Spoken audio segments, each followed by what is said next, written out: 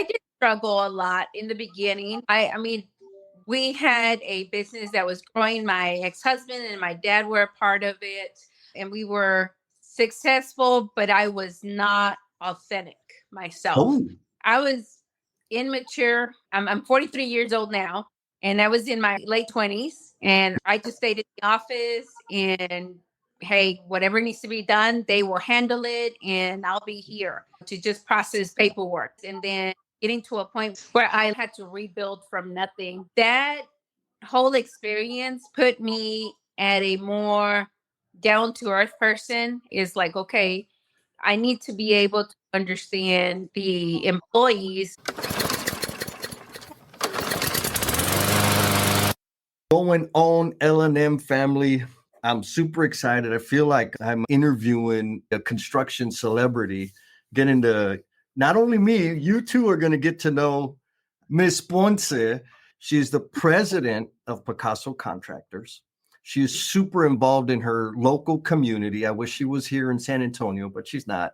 She's the chairman of the NRHCA Training and Education Foundation, which I'm sure she's going to let us know what all those letters stand for. And recently, she was on the 50-yard line at the Cowboys stadium receiving the Entrepreneur of the Year award. It was no small thing. There was a bunch of people or organizations that were sponsoring and supporting that event. Otherwise, I mean, you don't just end up on the 50-yard line for being a slacker. So super excited for you to get to know Miss Elizabeth and all the lessons learned she has discovered and continues to discover on her path to success. And here we go. Miss Elizabeth, how you doing today? Doing great. I had a blast yesterday. It was overwhelming. Adrenaline, you name it. I felt it yesterday. It was pretty cool. So that was like, this is super fresh. So tell us about that. How did that whole thing come about? Did you get nominated? Did you apply? What was the deal? Yes. Out of the blue, I just get an email from a colleague that is the president of the Urban Hispanic Chamber of Commerce, where we're a member of. And she's like, hey, I nominated you for this award. You do have to go do a presentation, and there's some other people you're competing against. I was like, I was already overwhelmed and appreciative because I was just nominated. So it results that they were narrowing it down to just two people, a lawyer, Hispanic immigrant lawyer, and myself. And Chaim. And we went and interviewed. We were in the same room. He went in first, and then I went in second. And they said, by 3:00 today, you should know the result. Well, 3:00 came around, didn't find out anything. I was like, oh, darn, I guess we didn't get it. Yep. A day later, they called me and said, you know what? We could not decide. So we ended up giving it to both of you. And I was like, oh, that's so cool. So, yeah, I mean, it really didn't have to do a lot with construction, this particular award. It's just more of just being in business, giving back to the community, and building up our surroundings. And so it's not an ordinary award that I usually get, for project or for just in construction in general. This is completely different, and never even thought it was going to go this way. So we ended up getting awarded $6,000 to a nonprofit place. And obviously we're awarding it to the National Regional Hispanic Contractors Foundation that I'm a chairman of. And we already have a good use for it, planning around it and making sure that we do great things with it. Oh my goodness.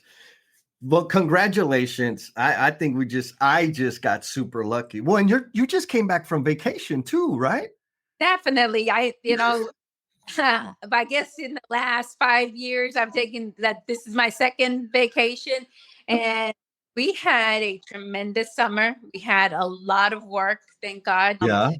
We have employees to manage, and I told my husband, I said, we need a break. Otherwise we're going to get burned out. Yes. So we took a week and a half. We did go see the Canelo fight. My goodness. Jeez. Okay. Chavez himself, got a picture with him. So that was rewarding and just having fun, and met some of my colleagues in Vegas. So that's all kind of just mingle with people outside of work. and just on a personal level relate to them and be able to just talk offline. And so that was rewarding. And then from there we went to Chicago and spent a whole week over there. And I think so we left Thursday, and I want to say by Tuesday I finally left work at home. I know that. You know what stands out to me, and I'm super happy for you and grateful for you and to you. What stands out to me, I love seeing the smile on your face and the energy and like this flood of amazing experiences that you've had like in a very packed period of time.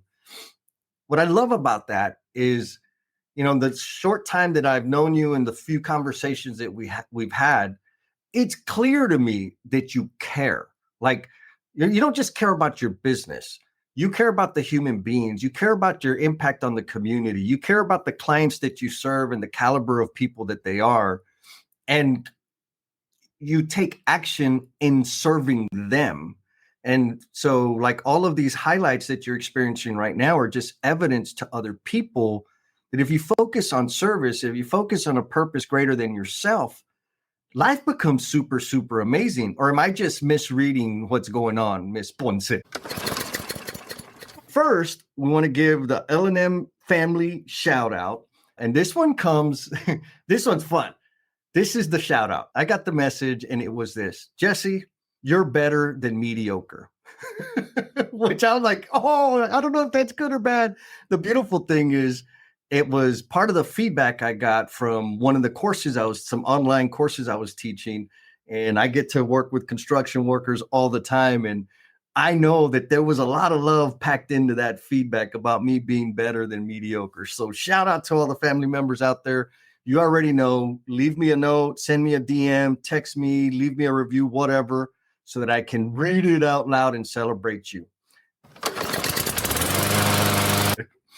No, I did struggle a lot in the beginning. I mean, we had a business that was growing. My ex-husband and my dad were a part of it, and we were successful, but I was not authentic myself. Oh, I was immature. I'm 43 years old now, and I was in my late 20s, and I just stayed in the office and hey, whatever needs to be done, they will handle it, and I'll be here to just process paperwork. And then getting to a point where I lost everything and was um, at a point where I had to rebuild from nothing, but actually making an investment as far as me personally, touching ground and touching the bottom was what made me where I am now. Getting to a point where I lost where I lived, where I had to sell everything and anything that I owned is what built me to where I'm now. But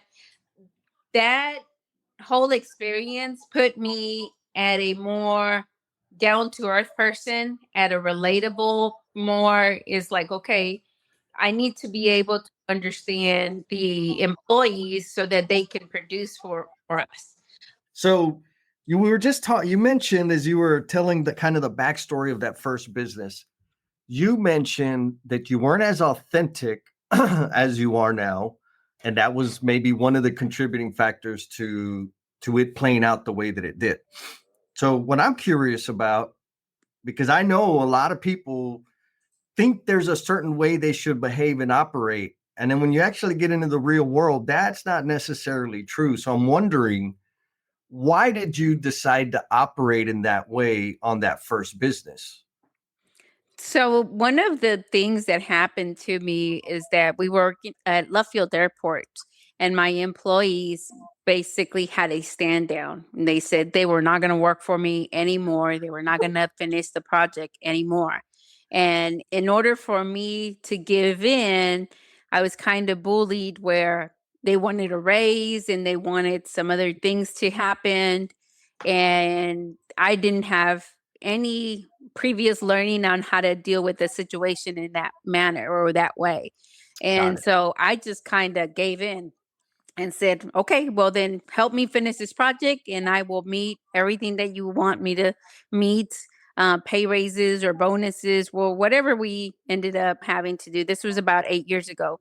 And so I submitted myself to their needs and to their demands to be able to finish the project, because that was the one thing I did not want to let down, finish the project.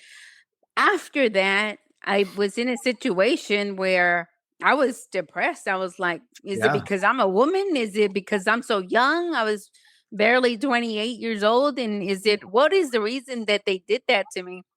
And it had a lot of factors. My ex-husband then. My father had been already let go from the business. And so I was alone coming up to all of these gentlemen to finish this project. And so it was a contribution of a lot of things that developed to this point. Right. But taking a step back, and it's like, I don't want that to ever happen to me again. I want to know what their demands are prior to, and I don't want them to feel like they're being mistreated um, before I even know. Like, hey, you know what? I know Yep. I'm treating him bad and I know he's going to react, but I want to be able to know that, have that upper hand to say, you know what, I'm pushing it and that's the end result. I never Right. wanted that to happen again. And so that's when I started thinking differently. Well, the only way I'm going to know what they face is when I go out to the job site and actually work side by side. By that time, everything had gotten out of my hands, out of control. I ended up having to go and sell everything that I owned, even my house, and then moving into a 1,500 square foot home and rebuilding my business from $500 projects to Yeah. $1,500 projects. But this time, I didn't delegate it to anybody. I went with my employee to get it done. And I remember Ah. the first thing we did, it was a little Parkland clinic. We had to demo some cabinets and demo the floor and the ceiling. It was maybe like an 800 square foot office little building. And so I went with them physically, and we had to do it at night because the clinic was operational. And that's where I learned. I was like, oh my God, it's hot. I want to take a break. Oh my God. Oh, it's so dusty in here. Oh, this PPE is so inconvenient. Yes. And so going through all those lessons of, oh my God, they do go through a lot. And anybody would say, I don't need to go through this. I need to get paid more. I don't want to get paid Mm. $8 an hour. I want to get paid 10, or I want to get, but Yeah. not until you actually live it is when you don't comprehend it. And that was the Mm. biggest disconnection of, I always say, prior to my internal bankruptcy and so after. And so before, I never comprehended or knew what they lived through, or what the process was to get a job done. Until now, up until maybe a year and a half ago, I would work side by side by them. There are some projects where we now disconnect buildings to make them like a storm shelter next to them, and they got a big openings and all of that. I was afraid to submit proposals. I was like, because I don't know if we can do that. And Right. the Right. first one that we proposed, we ended up landing, and I was like, I want to be there. I want to be a part of doing that. And now I feel the confidence that I know how it gets done. I know the process. I know the safety parameters that we have to follow. And nobody can tell me, hey, you know what? This happened because we didn't do this right. No, we create a plan, go and execute it, because now I know that I've been able to do it. Yeah. Obviously, no template is always going to be used exactly the same Right. everywhere Right. else. But we from the upper management understand and comprehend of what is going to happen out in the field, and having that connection with the employee. Now I've earned the respect from them. I've earned the respect from our clients, where it says, you know what, if it gets down and dirty and it's on a Sunday night and she needs to finish by Monday morning when the kids come in, you're going to see Elizabeth on the job site. I'm going to be She's gonna out make it there happen. making sure that it's happening, as opposed to in the past, well, I'm going to come down on you if it doesn't happen. That Yeah. is not Yep. a way to lead, as far as my experiences anymore. Oh. My way is now, hey, I'm right here to help you make sure that we get it done. Oh, that Elizabeth, I love one. It stinks, right? But sometimes, most of the time, the best lessons I've ever learned happen through pain and failure. Like I'll never forget them.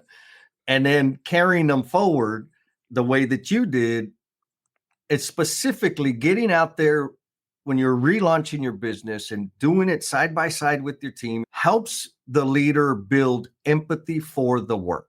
Part of your message there was like, you're out there to understand, what does this work feel like? Because it's easy to have super high expectations and minimize a worker's complaints. But then when you go do it, it's like, oh, damn, it's freaking hot out here. We need to do something about this.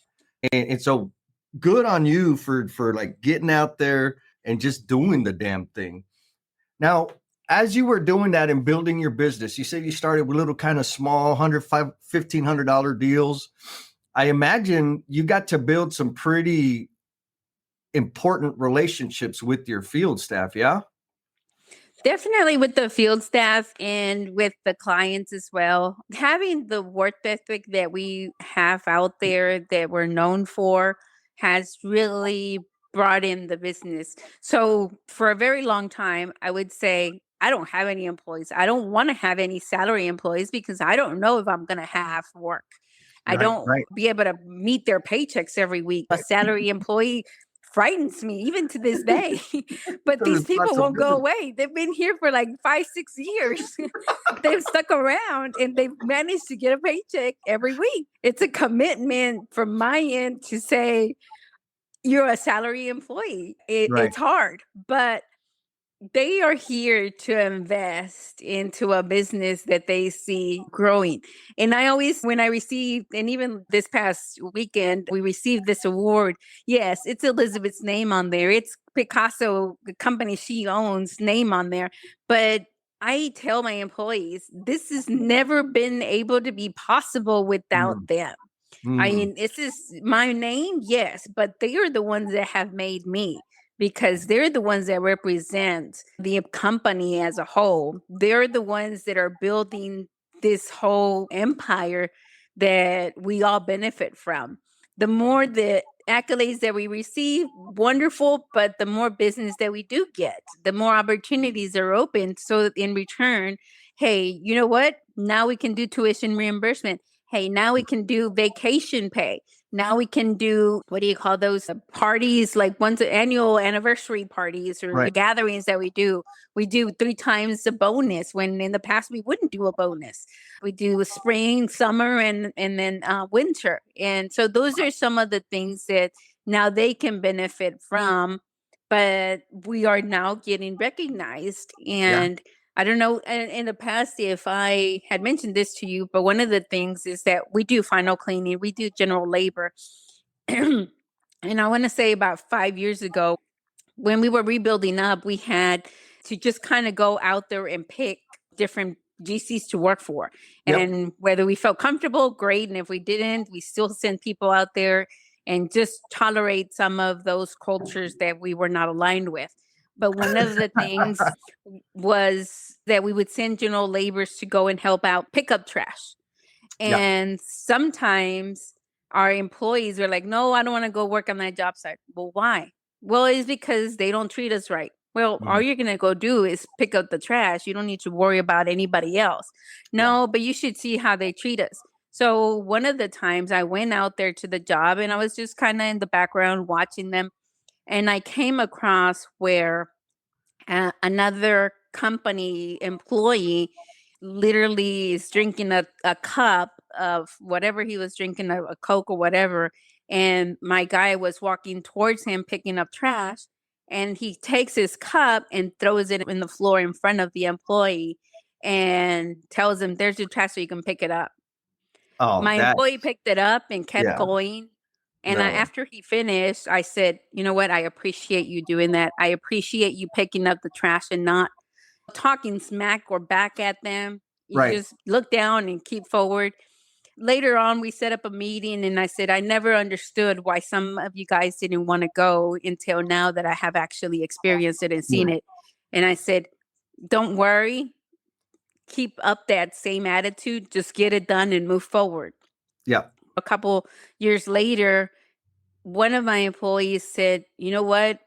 I've only been with you about 6 months, but I feel so proud to work for your company. And I said, well, good. I said, what happened? He's like, I just feel so respected when I put on a Picasso Mm, vest. And I said, well, you're now having the accolades of what we had to go through, because right. now we don't only go out to the job site and do our work. We create relationships with those peers that we work with, the plumber, with the mechanical, Right. with the Right. electrical, and create those relationships where we're consistently doing ISD work.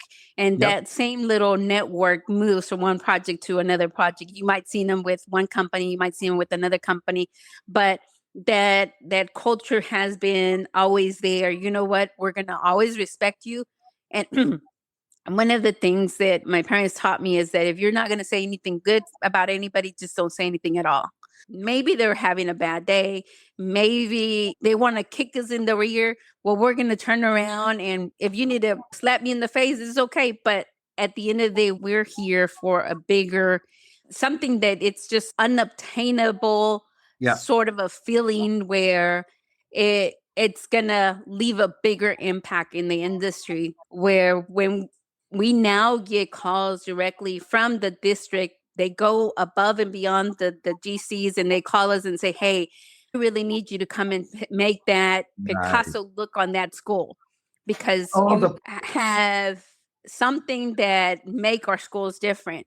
And when building that reputation and yeah. building that self-esteem to our employees, where yeah, sometimes we get kicked around and we suffered, but now we're at top of everybody else. Yeah. Where some of those, idiots that did Yep. that to Yep. us are not anywhere where we're at. Mm.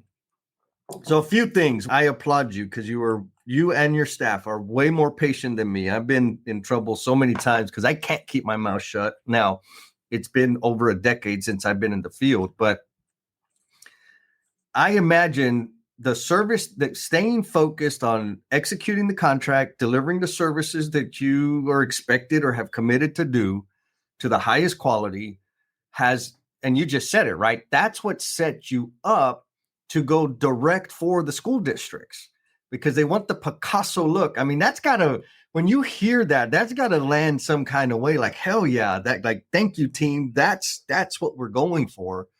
I'm curious because I know there's a lot of folks, friends, colleagues out there in the industry are starting to launch their own businesses or have been doing it for a little bit, and they're stuck.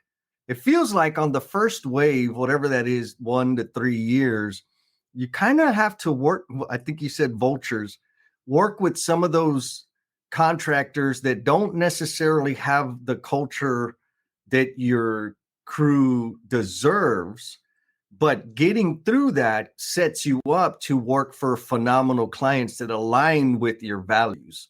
How true is that? That's you hit the nail on the head right there. You just you don't when you're a teenager, you're dating and you don't even know who you're gonna end up in marrying. But you have to go through that process. And the same Yeah. thing here, when you own your own business, hey, you're gonna take every and any opportunity out there. And then Mhm. you're gonna say, you know what, I am gonna do that second project for that client. Or you know what, I'm done. Yeah. I'm not this not worth my headache. I'm gonna move on, Yeah. but you have to go through that process to be able to learn. One of the things that I went to one of my mentors a long time ago, I was like, how do you interview employees so that you know that you're picking the right person God, to that's so work for you?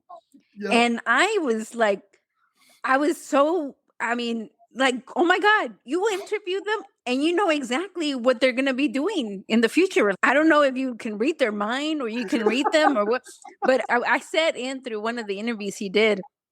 And I was like, you just get the perfect people. And he's like, no, Elizabeth. He's like, it's all about the experience, and you eventually learn to read and know people. Right. There's some people that are going to come and give you a perfect resume. Oh And then yeah. there's some people that are not going to give you the perfect resume.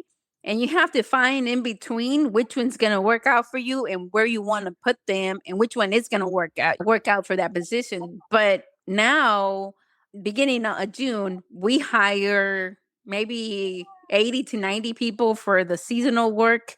And not only I, but my HR, Norma, knows. She's like, yeah, I went ahead and took them, but I know they're not going to be up to your your demands. She's like, they're not going to last more than a week. And we know that's unexplainable, is that we had a pot of money every time we say, hey, this one's going to last 12 hours or 40 hours. We would nail it down to the day, to the hour. But it's just a matter of getting to know your client, getting to know your employee. Obviously, you don't want to judge them by their cover. I always give an opportunity no matter what. Sure. And then the true colors come out, whether it's an employee or a client. One of the biggest things that as you're growing and in the very first stages of your business is the payment process. Obviously, you want to get the job done and you want to get paid as soon as possible. What is that process is the first thing that, if they're good to you and very trustworthy, whether they tell you, hey, you know what, you'll have a check within a week. And if you have it within a week, you know what, I trust your word. And then if they give you the runaround for 2 or 3 weeks later, well, you know what, I don't want to be in that relationship. Yep. I love the way you connected to dating, because yes, right, like you don't know, let's find out. And then it reminds me of a saying: when someone shows you who they are, believe them. Just believe them and move on, go pick somebody else. You're talking about hiring, and of all the different weird jobs and responsibilities I've had in my life, hiring was the one I still suck at the most. Like, I just don't like it. When I look back at all the folks that I've hired in, like, to bring in from outside the company back when I was working and had that type of responsibility, I didn't do a great job. There's a few that were very high performers, like that really turned out to contribute big time to the company. There's a lot that did really good and they were solid performers. But man, if I were to count the amount of times that I made a bad hire and compare that to all the other things that I've done in my career and in business, that's my biggest failure rate. So I'm always interested for any cheat codes and secrets to like figure out how to get better at that. And also, I'm not the guy to ask because I'm great at promoting people, not so great at hiring them. You mentioned that you have a mentor. And so on the path from restarting your business, closing the doors on the other one, selling everything, then saying, okay, I'm going to do it again, but I'm going to do it different.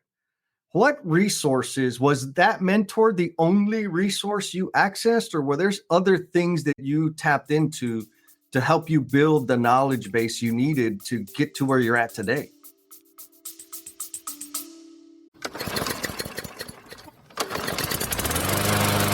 Check it out, hometowners. So Primo, he's a little bit embarrassed about like asking for some backup, some esquina. And so I want to hit you up, and like if you're digging this content, pues give it un like, give it the stars, or leave a comment, But if you really, really want to see Primo like get all chiflado, like for the reels, hit him up on the socials, Holmes. Like if you give him a comment in the socials and let him know what you thought about the thing, pues he's gonna light up. But only do it if you mean it, because you already know how Primo is. Se cree mucho el cabrón. So if you could do that, if you could leave a comment or a rating or the stars or whatever, that would be cool, man. So I want to say that the biggest resource was the necessity to provide for my 4 kids, because I was a single mom and I could not be able to provide for them because I didn't have any kind of support from anybody and everybody. I know at a certain point when I had to let go of my father back in the day, I was shunned from my family because how could I have done that? Mm-hmm. How could I have let him go? And so didn't have really a support system when it came from my family. I mean, again, I have an older half brother, but I am an only child to both of my parents. I don't have a huge family for people to kind of just turn their back. It was, you know what, I just need to make it this day. So that was one of the biggest things, is like, okay, how am I going to pay bills this next week? Well, I need to go get this project or next project, and just kind of go about it that way. I just use common sense. I don't have a higher education. I only have K through 12. Yes. And graduated when I was pregnant with my daughter at 17. And so that didn't make it any easier. Yep. but just using common sense, I always have to ask two or Mm, three people, do you think this is right? Whether it's a mentor, whether it's a friend, whether it's just, hey, you're having a networker. I always bounce ideas off other people and see, okay, well, I think that person kind of thinks like me, and I really honor and respect their advice, yeah. and I'm going to try it. I always come back to my own conclusion, Yeah. but I believe I use everybody and anybody as a mentor. Yes. I'll go out there and just ask questions to people. Now, in the position that I am, I would say my surroundings are huge because I've been mentored by McCown Gordon. I've been mentored by Turner, by Beck, Mm, McCart, all these other schools. I've taken one or two things from them to be able to develop a common sense to my business. Just right now, talking to my staff during lunch, you would assume that we have a structured business. right. Right. Yeah, we have a HR, we have an administrator, we have somebody that's estimating, and then I oversee everything and just tackle whatever we need to get done. Today, we had a new hire, and she's going to do accounts receivable and the invoicing and just paying out the subcontractors and all of that. I want to be able to structure ourselves to kind of have many departments, Yeah. but that's because now I see that from companies that I get mentored is like, okay, let's give them single responsibilities as opposed to 1,000 Yeah. responsibilities. Break it up. Yes. Yeah, start breaking it up. So it's more of a, hey, you know what? That's one of my goals I want to get to, and let's work towards it. Yeah. But definitely have a person to go to, maybe I mean, every other month, maybe have a lunch with somebody, Yeah. and you will never find that one person that's always going to help you. I mean, and some people, they're like, I made a mistake at the beginning to ask people, can you mentor me? Can you help me? And then they never did. But I would still say, hey, can we meet up for lunch? And then I'm like, hey, I'm going through this. How should I handle this? And Yeah. unofficially, they were my mentor, whether they accepted it or not, but they Oh, still answered questions for me. yes. Yes. Now, I love that for a lot of reasons. Like, I've had several people, luckily, right? And maybe they're just crazy and they didn't have any other options, but I've had a lot of people reach out to me to mentor them. And it's like, on like in my head, it's like, okay, sure. On what? And they're like, like, okay, then I don't know. Like, if you want me to mentor you on salsa dancing, I can do that. But is that what you want? And so I think there's like two parts. One thing that you said that's really important is you're inviting somebody to lunch that has experience doing the thing that you're dealing with. So you have a very specific thing that you're looking for insight on. So I think that's super important for anybody that's looking to get a mentor. Have an idea of what for. And also what I love about what you said is like, not everybody can be a mentor. Like, not everybody knows how to mentor. If you ask them, there are some people that I know that their attitude about it is, if somebody asks me to mentor them, it's on them to set up the calls and tell me what they need and da da da da da, which is, I mean, that's a way. I don't agree with that entirely. But mentoring is it's a superpower, and it can be accomplished in an informal manner, just like you said, right? Like, I pick people, I have lunch with them, I ask specific questions, and I get what I need. You know, one thing that you said reminded me of how amazing single mothers are, because I was brought up by a single mother as well. And you said one of the things was out of necessity, right? That's what helped you get to where you're at. And so on your path to growing your business, bringing it back to life, raising your 4 kids, there were some sacrifices you had to make along the way. And so maybe for the single mother, or on the rare occasion the single father out there that is working to build and leave a big impact on the world, what insider advice would you offer them? I would say it's never going to be easy, whether you have a support system at home to try to start your own business or whether you're alone. You're going to face the same circumstances. You're going to face, well, how am I going to pay these bills? sometimes it's better. My business has grown tremendously now. I got married in April to my husband that is been with me since the beginning of my business. He's Oh, been wow. my best friend, and now we recently got married. But just the wanting to be able to succeed and the wanting to be able to provide a better life for your kids, or just that drive that nobody is going to be able to develop for you other than yourself, just kind of motivates you. But life is hard on its own. I mean, you Yes. make it harder. One of the things that I listen to the radio in one of my down moments is that give yourself permission to get depressed, whether it's an hour, Yes. whether it's a day or a week, Yes. but put a deadline to it and say, you know what, after this, I'm going to put on my big pants and move on. Yeah. Whether you're going through a bad relationship, or you know what, this one contract almost wiped you out, or it probably did, or you know what, you're still alive, you got two hands, you're going to have to get up and keep going. I've hit rock bottom where it's like you just see everything crumbling and you have no way of controlling it. Right. Just let it fall apart. And once it's all falling apart, okay, try to piece it back together, and start over. Love it. Yeah. Yeah. Give yourself permission to be depressed. Give yourself permission to be sad, to be angry. I think that is expert OG advice, because the friction to like, it kind of drives me a little crazy when people are like, don't be mad, don't be upset. Just it's like, no, go be upset. Yes. And what you said though was, here's the important part: give yourself a time limit, right? It turns out that when I get depressed or angry or frustrated, when I got a lot of emotion, pent up emotion, one of the things I do to like process that is eat delicious, greasy, sugary, fatty food. And so it's like, all right, Jess, whatever happened wasn't great.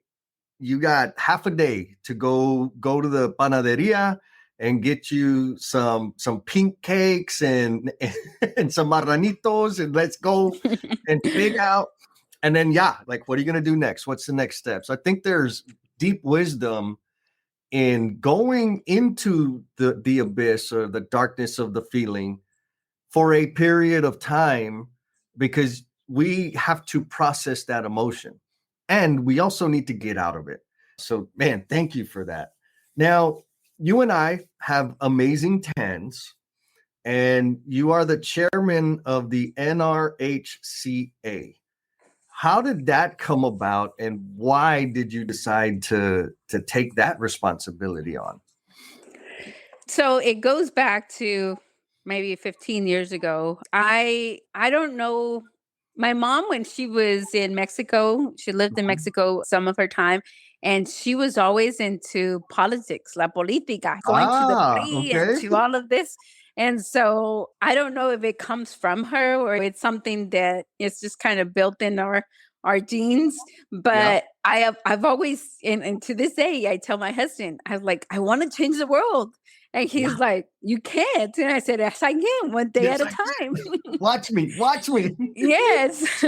Probably years ago, I started with the association and became a member of it. And they're the ones, one gentleman in particular, Adam Trevino. So I worked for a construction company where my dad worked as a receptionist. And Mm, then as I worked as a receptionist, this company was growing, doing all kinds of projects all over the United States.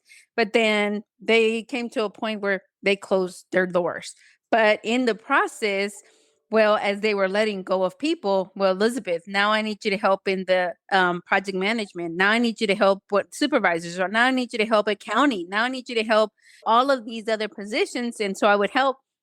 And I remember I went into the president's office and I said, hey, I'm getting paid $8 an hour. I've done a lot in the last 2 years. Can yeah. I get paid $10 an hour? This was in February of 2004. And she's like, well, no, I think we can't afford it right now. You should see they were closing all of these offices and letting go of all these employees. And I said, yeah, but I think I really do deserve this. And she said no. And I said, okay. Well, I went and gave my 2 weeks notice. They didn't believe that I was going to do it. But then I'd leave and I'm like, well, Now what? Okay, I feel so big and so confident that I can do all of these things, but with no education, nobody would hire me. Uh, So I went from February to May. And like I think in April, I went on food stamps in TANF because I had already 2 kids, and my husband then was working in a factory and wasn't getting paid like $290. And we needed to be able to provide for our 2 kids. And I remember going to the association because one of the things that I did for the previous company is like, hey, Elizabeth, go to these networkers and find us jobs. yeah, yeah. So then I went back to the association and I was like, hey, can you guys help me find a job? And then Adam sat me down and he said, you know what? He's like, there's not very many women in construction. He said, I don't know that you can find a actual job where they would hire you as a construction worker, but you already know a lot, Elizabeth. Why don't you start your own business? Ah. So I was like, you know what? I probably can. I said, I know everything and anything about looking for work and getting the work. And so I went to my dad and I said, Dad, can I borrow $5,000 to buy the insurance and buy the asbestos license and everything I needed to get to have a legit company, the corporation? And so he let me borrow it. And I established a company in May of 2004. Within that year, we sold $60,000 worth of work. Nice. My dad would go do it at night. He would get employees to do it on the weekends. And so we kind of built it that way. And moving forward, again, being a part of the Hispanic Contractors Association, I met Frank Cortez that passed away. He used to be the MWB for DART. And so he's like, hey, there's a solicitation for asbestos of houses and apartments and buildings to be done in the new rail lines at DART. Mm. We had the blue line, green line, yellow line. He said, I think you should go after it. And he helped me, guided me in how to download the solicitation, how to put it together, and what I needed to buy as far as insurance. And so we submitted. That was in 2006. We landed the project by 2007. We were already doing over $2 million worth of work. Son of a And gun. So from oh and it four to was oh just because, seven. yeah, they were giving us now, hey, go do this house for $30,000. Go demo it and abate it. Go do Yeah. it. Okay, well, we go do it. Collect our money. Now let's do 3 houses. Let's do this building, this Yeah. motel, this club. And so it kind of helped us build there. But throughout the process as well, they're like, well, we need people to run for board members of the association. And I was like, okay, I'll run. And so I ended up getting on the board. And they're like, Elizabeth, what are you going to bring to the table? Well, how does this even work? Because I don't even know what being the Right, board right. member means. What do you Nobody mean? ever teaches you these things. So with their guidance, they're like, okay, well, you need to kind of do service hours to the association, help with events, and try to go out and collect sponsorships. And so they taught me all of that. And so I did that. But then I also said, you know what, guys? Um, I still don't feel confident on how to submit a proposal. I don't know how to read plans because when you do asbestos removal, you don't need to learn how to read plans like you do for a construction project. All you Right. do is just take the survey and off of those numbers, you go. And so I was like, can we get a class for how to do blueprint reading? So they got this other architect to come in and give us free classes. I'm like, okay, well, I need some accounting. How to use QuickBooks? Can we find somebody that teaches QuickBooks? Well, Elizabeth needs that. So Elizabeth, don't worry. I'll find the students. And it was more because, hey, I needed the information and other people needed to learn it too. So we kind of built up. And so then we had a whole program. I'm like, okay. And then 2 years went by and hey, do you want to stay on board? Sure. Why not? 2 more years. After that, then I became secretary of the association, eventually becoming chairman of the association. And then also in the process, building the Luna Awards. Because so I was sitting at the board meetings and they're like, yeah, we're having the golf tournament. We're having the day of the construction worker. We're having the clay shoot where we raise funds and this and that and the other. And I said, well, what are we doing to recognize women in construction? Whoop. Well, nothing. I mean, Elizabeth, go and put together a luncheon to recognize the women in construction. And I was like, okay. And then John and Yolanda had this great idea that Maria Luna had been here as an entrepreneur.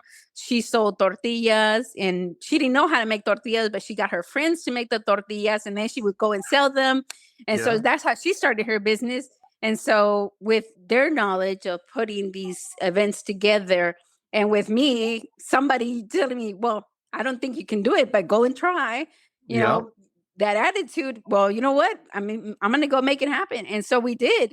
And the first year we had Luna Awards to recognize, we give out 7 awards to women in the construction to recognize the administrator of the year, the business owner of the year.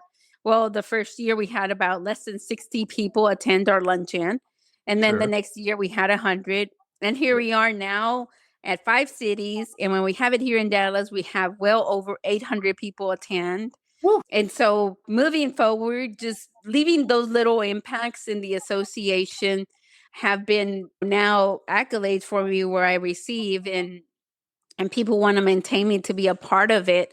And so now moving on to as soon as I finished my chairmanship, we're like, okay, well, all the chairmen from the past that have served move on to be chairmen of the foundation. Now, COVID came around and we really didn't have an interchangeable kind of standstill for chairmen. And so I just kind of got stuck there for a little while. This is going to be my last year as chairman. But one of the things that we want to leave as an impact is that we instilled a new internship program that we now take the Turner, the Balfour, the Phillips May, the Big Sky, that you need an intern, let the RHCA Foundation help you find them and then put them in your companies. And so just with this $6,000 scholarship that I received this past weekend, I'm putting it towards the association to create a luncheon to invite. There's some trade schools here in Dallas that focus in construction.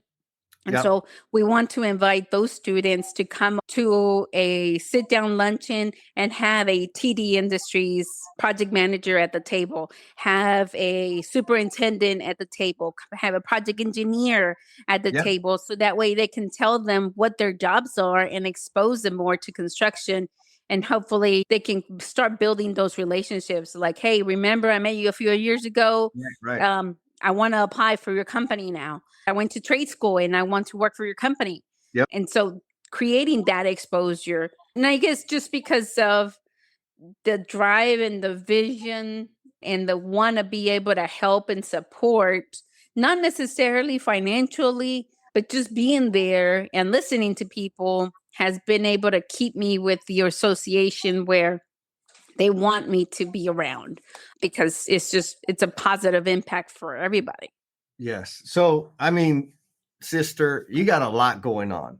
But again, one of the things that I hope our listeners out there are taking from this, like you're contributing so much through your business, to your people, and to the construction community.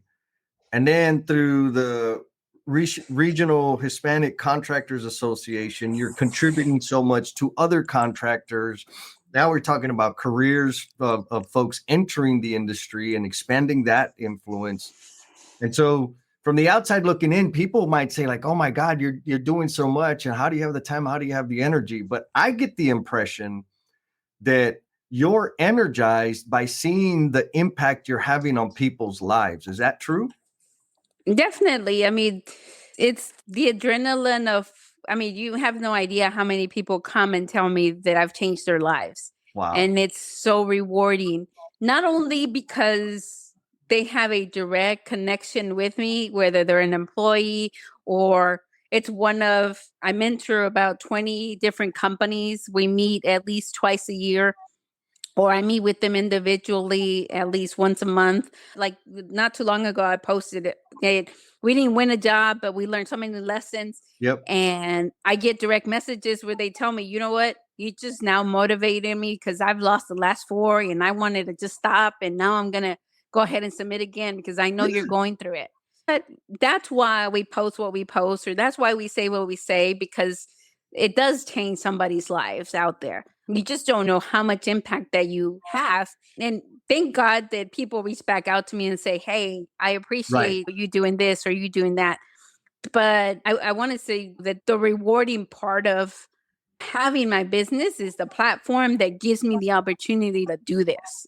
I couldn't have a business without my employees. It's a domino effect, Right. you know. You treat your people right, appreciate them and honor them. It has this effect. It gives you an opportunity to have amazing experiences and contribute at a greater capacity. I'm so glad that and grateful that you're sharing it with me and the L&M family, because it's very easy to be seduced by the idea that by starting a business, I'm going to make a lot of money. And sure, you can, but if all you're doing is taking, I think it limits the potential quality of life that a person can have. And so, sure, you got to get the money in so you can keep doing cool stuff. But when you go and contribute, share your gifts and talents out into the world, it has the multiplying effect. And I think your story is a beautiful example of that. And I'm here kind of nerding out on the website, on the RHCA website. And it looks like they got something going on here in San Antonio that maybe I should get involved with. What do you think? Definitely, and I will be there. So you can be definitely my guest and attend the Luna Awards here in October. They have it in 5 different cities. Yep. The first one's in Houston on October the 3rd, which Yep. definitely I will be there. Sometimes we work really hard and nobody really recognizes us because we're the owners and they're like, oh, you make good money. But sometimes I'm up late at night, 2, 3 o'clock in the morning, working, make sure that these proposals get done right, or that I have the time to be able to have an interview or go out there and mentor somebody. There's still work to be done within the business, but you're making some priorities on the top of your list first, then the second ones. And for somebody to notice some of those things, well, that's why we created the Luna Awards, because you are the business owners and we want to make sure that people know that you work hard to make sure that you have an established business, or that you're not a typical administrator that just sits in the back of a desk and Right. does what everybody else tells them to do. No, you go beyond and above to make sure that everything gets done properly. And so those people deserve to get a recognition. And that's what Luna Awards does. It recognizes those people, specifically women, that have excelled in our industry, because we're the minority. There's not a lot of women in construction, but we're getting there. Yeah. And I'm sure you've noticed there's been a tremendous, I say tremendous, maybe that's overstating it. I know that I've seen in my career, I started in 95. Compare then to now, to like just the number of women that are in construction. It's, I mean, hell, I almost never go to a job site where there's not at least one woman. Back in the day, we didn't see women in the job site. And now they're running businesses and they're executives for the general contractor and they're installers in the field. And there's plenty of room for them. We need them. Yes. We need them bad. We need everybody. We're a little more organized. Yeah. I follow you on LinkedIn. I'm a lurker sometimes, but I see you posting that you're speaking at local schools, engaging with students, engaging at universities. If one of the listeners wanted to like get involved and start engaging with our youth about careers in the industry, what are some pointers you could give them? I would say be authentic. Yes. Don't try to powder coat you're gonna get paid X amount, $100,000, or no, you know what? You only gonna get paid that if you work your butt off, you invest, and if you put in those long hours. I think that goes in any industry.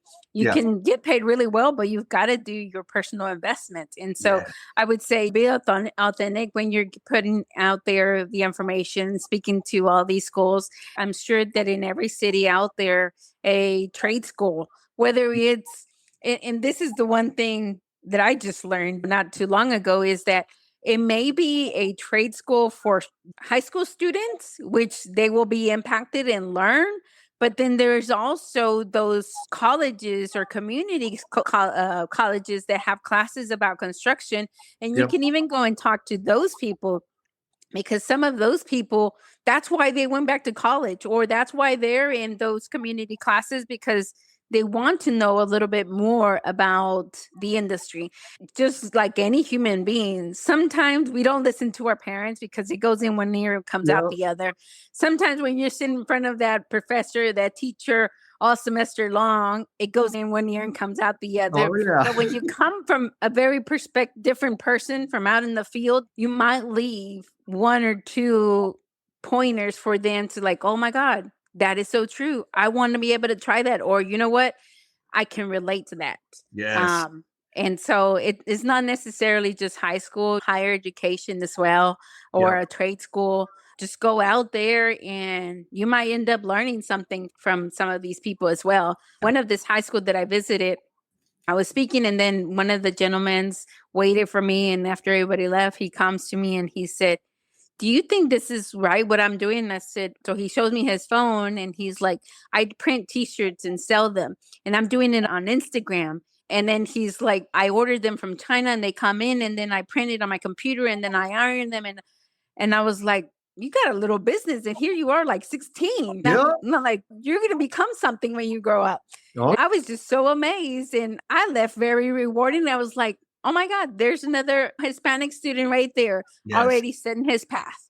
Oh yeah. And so had nothing to do with what I said or had nothing to do with the purpose of that, but just to know that there's somebody out there that, you know, le está echando ganas and he's going to Yeah. be successful. And Yeah. so going through that is also rewarding for yourself. Yeah. Anytime I get a chance to interact with high school students, particularly, they're my favorite. Well, you know what? That's a lie. Elementary kids are my favorite because they don't care. Like they're totally, to use your word, authentic. And two of my favorite questions I've gotten from like third graders. One is, why haven't you retired yet? You look old. Yes. Like, I'm not that old, man. Come on. And then the other one is, how much money do they pay you? Like, they don't care. They're just good. Like, they're just curious, right? Like, what do you buy with your money? Like, oh, okay. Yes. Oh, love them. But high school kids, like you said, I think the most important thing for me that I practice based on what you said is just talk straight to them. Because it's about connection more than it is educating them, right? It's about connecting them, letting them know that there's actual human beings that have problems, that learn, that struggle, that win in the industry. And so if they can connect with, that's my kind of focus. If I can connect with one or two students in that session and help them see that I'm living proof of what they can do, it's a win. Like it's a straight up win. And like trying to give them all the details and all the positions and all the career paths, like that's static. Yeah. Just be human. What do you say? No, absolutely. There was a graduation that they invited me to speak at for some scholarships that were given at the Southeast Chamber of Commerce.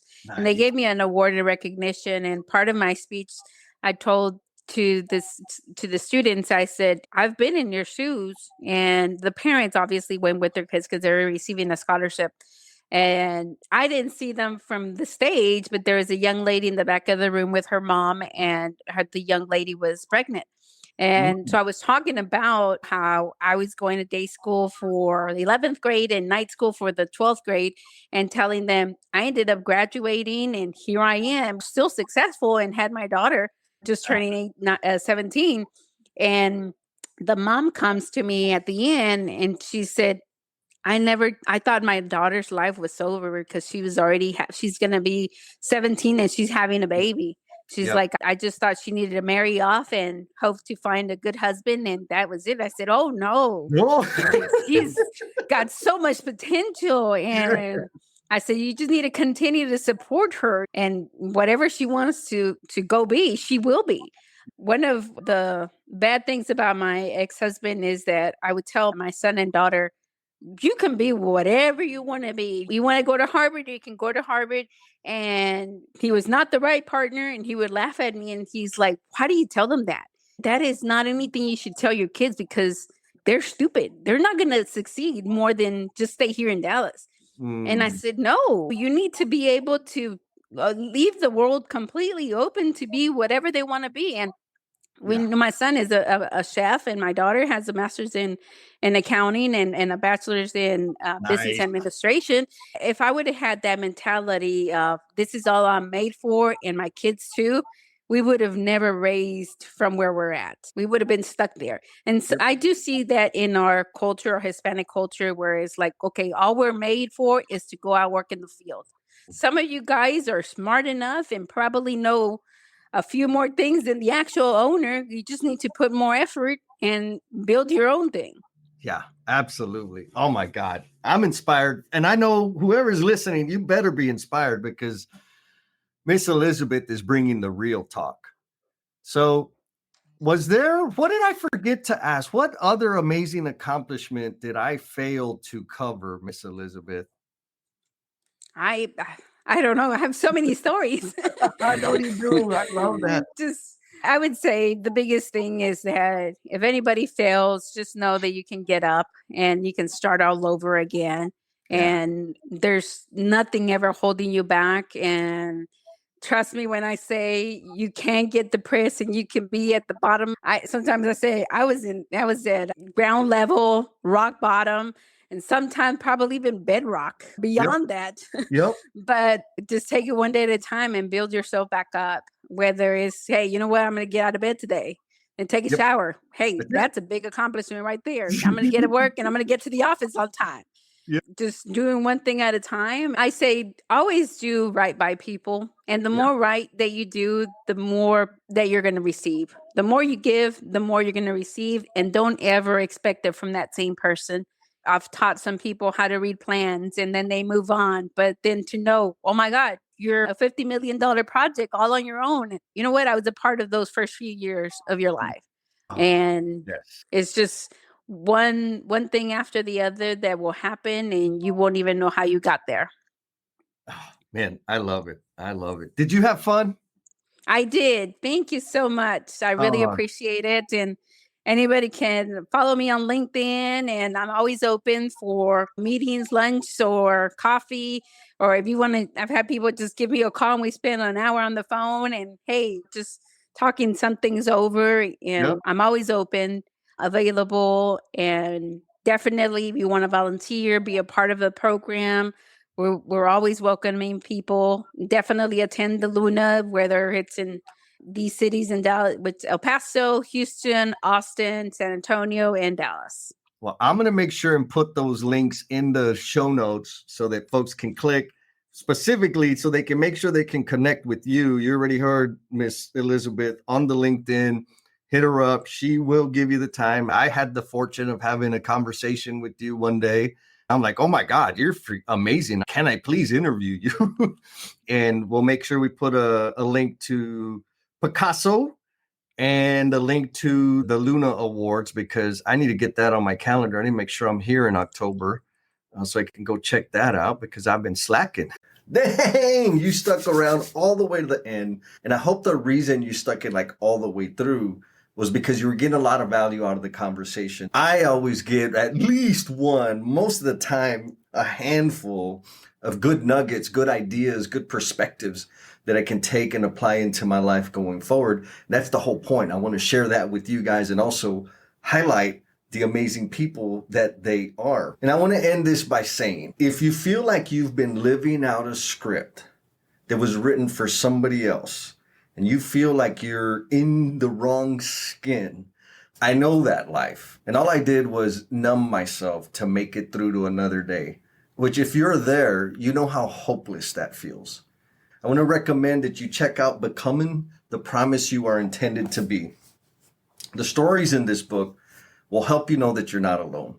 They're my personal stories, like the real stuff that I went through, and I'm sharing them because it helps keep me sober. It helps me contribute my gifts and my talents in service to others. It helps me turn my failures, my shame, my embarrassment into something useful and positive. So check it out. Be kind to yourself, be cool, and we'll talk at you next time. Peace.